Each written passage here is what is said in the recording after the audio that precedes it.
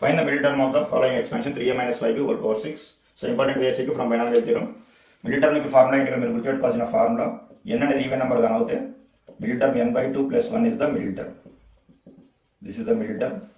So given 3a minus 5b whole power 6 ఉంది ఇక్కడ n value 6 ఉంది అంటే even number.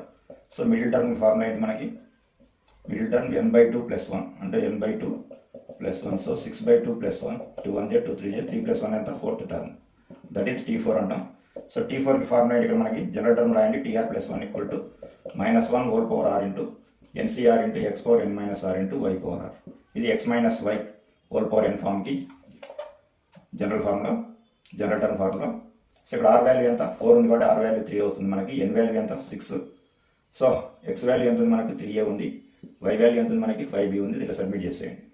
So 3 plus 1 minus 1 whole power 3, n value ఎంత 6c3. So x value ఎంత 3a whole power 6 minus 3. So y value ఎంత 5b whole power 3. So minus అంటే minus వస్తుంది 6c3 3 power 6 minus 3 అంటే 3 cube వస్తుంది, a cube 5 cube వస్తుంది, ఇక్కడ b cube వస్తుంది. So minus 6c3 3 cube 5 cube a cube into b cube is the middle term.